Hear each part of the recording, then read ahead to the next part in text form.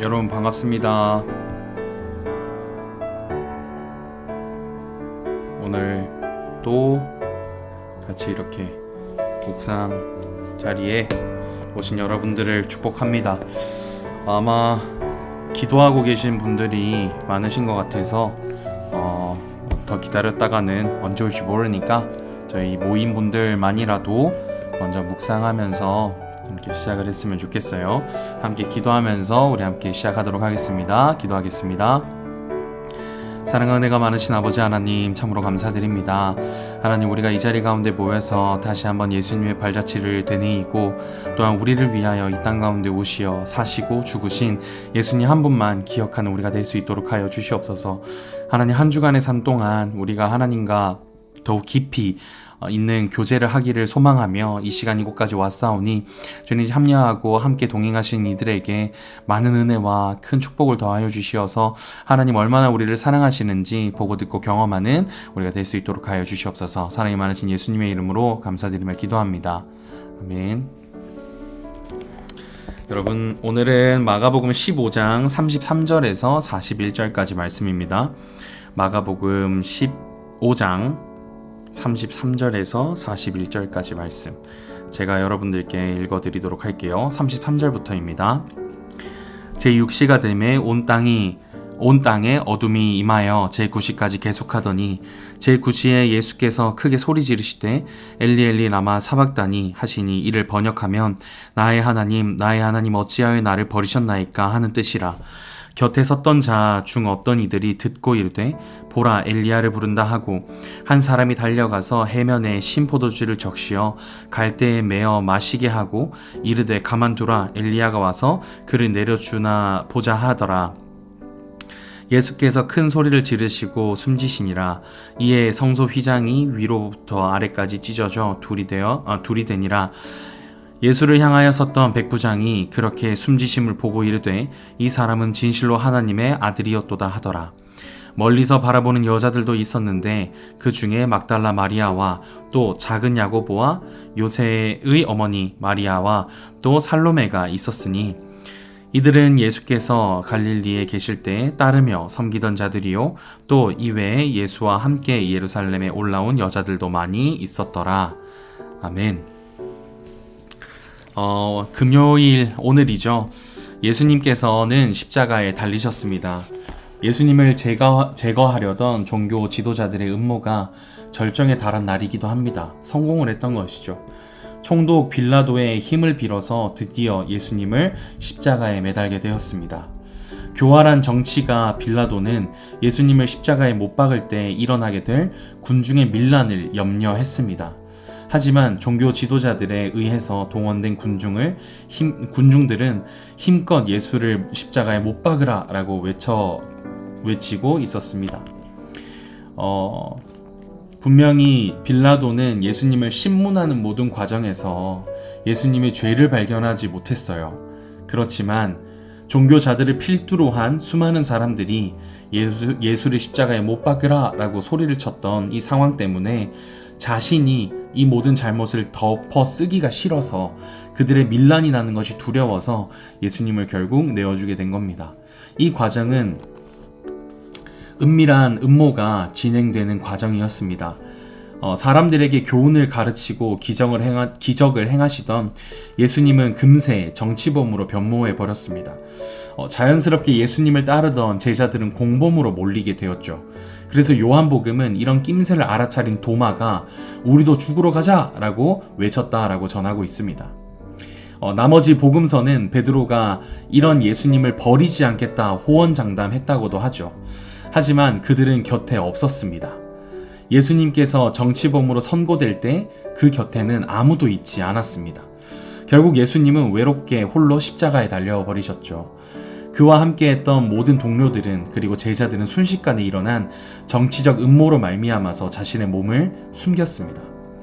예수님을 환호하고 따랐던 대중들도 침묵으로 일관했습니다. 하지만 십자가 곁에서 예수님을 지켜본 새로운 사람들이 등장을 했죠. 그들은 바로 여성들이었습니다. 막달라 마리아, 작은 야고보와 요새의 어머니 마리아, 그리고 살로메라고 하는 세 여인이 등장을 하게 된 겁니다. 마가복음은 이들이 예수님께서 갈릴리에 계셨을 때부터 따르던 그리고 섬겼던 여인들이다 라고 소개를 합니다.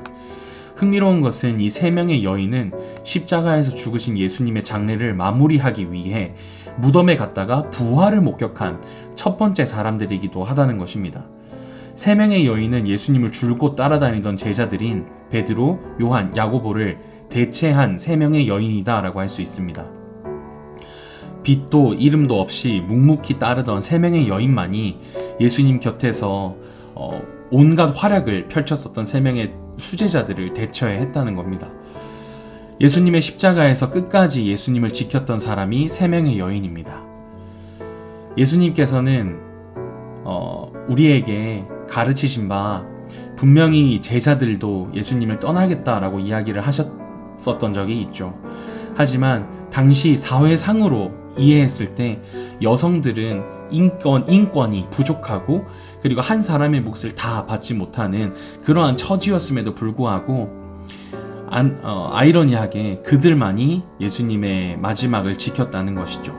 그래서 주여 주여 우리가 주의 이름으로 선지자 노릇하며 주의 이름으로 귀신을 쫓아내며 주의 이름으로 많은 권능을 행하지 아니하였습니까? 라고 호언장담을 했었던 베드로, 요한, 야고보, 이 세 사람이 십자가 아래에 있지 않는 모습은 얼마나 우리에게 많은 이야기를 하고 있는지 우리가 발견할 수 있을 것 같아요. 반면에 묵묵하고 조용하게 예수님을 따랐었던 이 세 명의 여자, 이 세 명의 여인만이 예수님의 곁을 지키는 모습을 보면서 우리가 따라가고 있는 길에 대해 다시 한번 점검해보고 생각을 해볼 필요가 있다는 것도 느끼게 됩니다.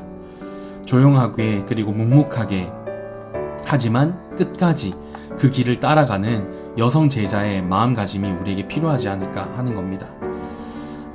오늘 금요일은 예수님께서 드디어 십자가에 달리시는 날이셨습니다. 예수님께서는 마지막 호흡이 닿는 그 순간까지 하나님을 찾으셨어요. 하지만 그 하나님을 향한 외침과 부르짖음이 참으로 안타깝고 마음 아프게만 합니다. 나의 하나님 어찌하여 나를 버리셨나이까.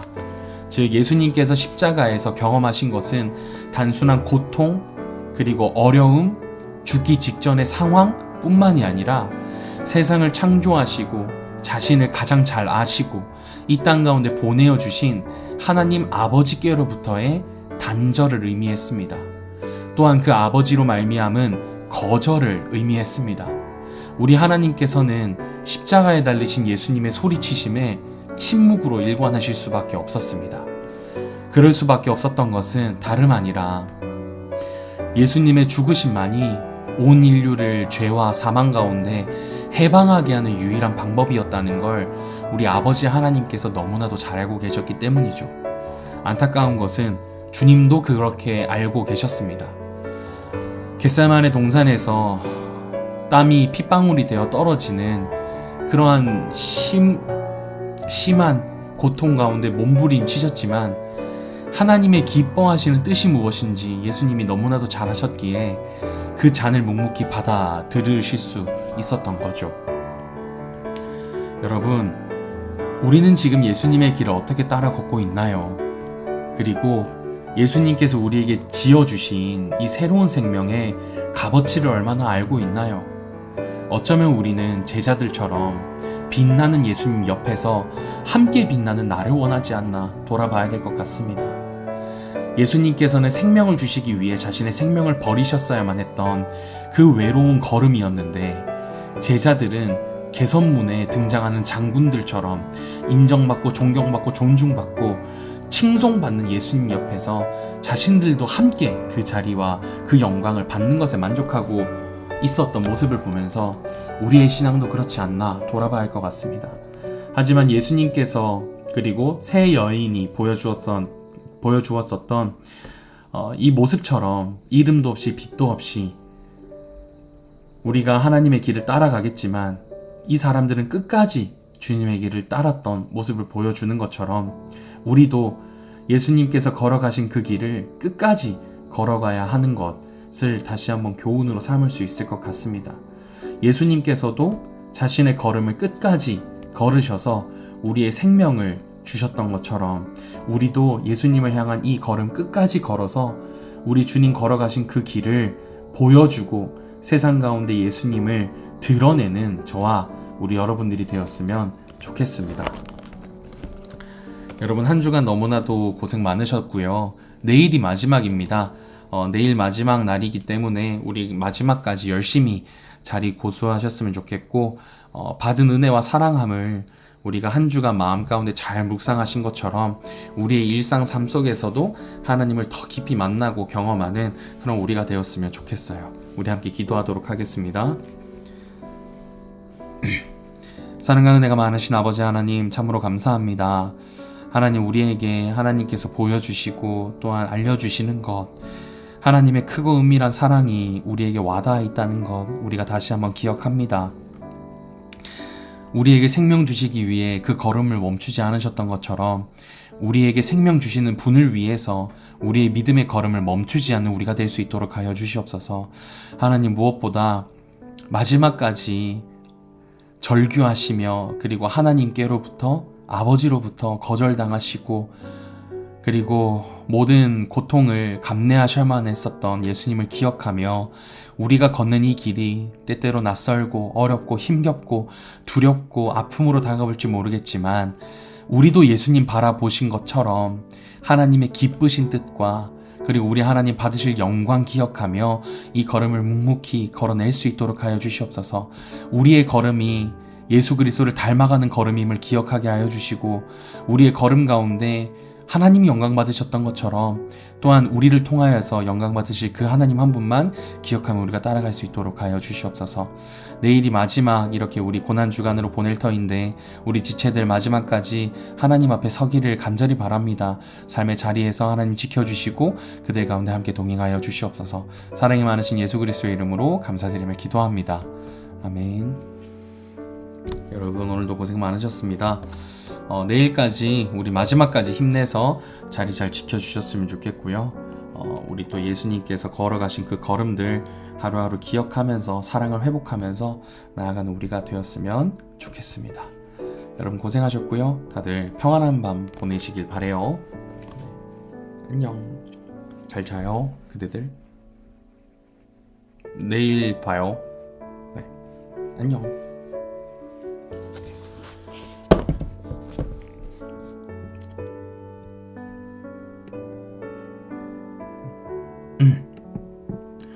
여기 뿔이 났었네.